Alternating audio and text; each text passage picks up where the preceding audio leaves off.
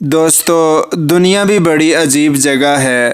جب چلنا نہیں سیکھا تھا تو کوئی گرنے نہیں دیتا تھا، اور جب سے چلنا سیکھا ہے تو قدم قدم پر لوگ گرانے آ جاتے ہیں۔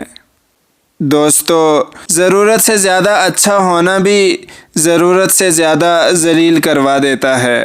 کبھی کبھی منظر عام سے غائب ہونا پڑتا ہے، کبھی کبھی آپ کی غیر موجودگی ہی لوگوں کو آپ کے ہونے کا احساس دلاتی ہے۔ دوستو، کسی کا دل مت دکھانا، اس نے صبر کر لیا تو تمہارے لیے مسئلہ بن جائے گا۔ دانائی کا تعلق بالوں کی سفیدی سے نہیں ہے، عقل اور تجربے سے ہے۔ دل سیاہ ہو تو داڑھی کے سفید بالوں کی کیا وقت رہ جاتی ہے۔ دوستو، حقیقی درد وہ ہے جو دوسروں کو درد میں دیکھ کر ملے، ورنہ اپنا درد تو جانور کو بھی محسوس ہوتا ہے۔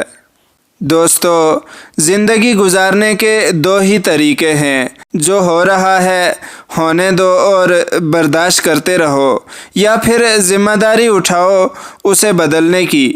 دوستو، اخلاق اور رویوں کی بدصورتی کا احساس ہمیں اس وقت تک نہیں ہوتا جب تک وہ ہمارے ساتھ نہ برتے جائیں۔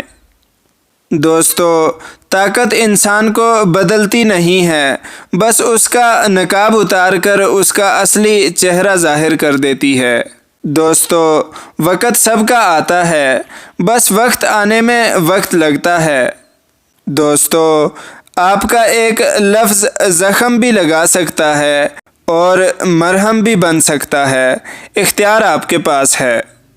دوستو، جن رشتوں کی بنیادوں میں جھوٹ کی ملاوٹ ہو، وہ ایک سچ پر یوں زمین بوس ہو جاتے ہیں کہ پھر بہت سے سچ مل کر بھی ان کی تعمیر نہیں کر سکتے۔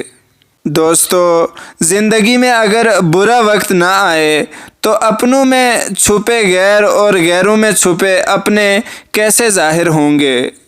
دوستو، جھوٹ اس لیے بک جاتا ہے کیونکہ سچ خریدنے کی اوقات بہت کم لوگوں میں ہوتی ہے۔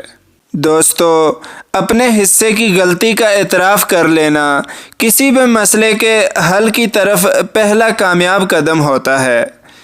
دوستو، دوسروں کو اپنے بارے میں بار بار صفائیاں دے کر اپنا وقت ضائع مت کریں۔ لوگ اتنا ہی سمجھتے ہیں جتنی ان کی سمجھ ہوتی ہے۔ دوستو، جب رب راضی ہونے لگتا ہے تو بندے کو اپنے عیبوں کا پتہ چلنا شروع ہو جاتا ہے۔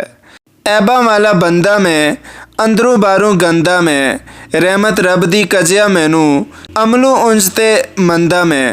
دوستو، لوگ اکثر نرم لہجوں سے کتنی سخت بات کر جاتے ہیں کہ ان کے لفظوں کی تپش بولنے میں ایک عمر لگ جاتی ہے۔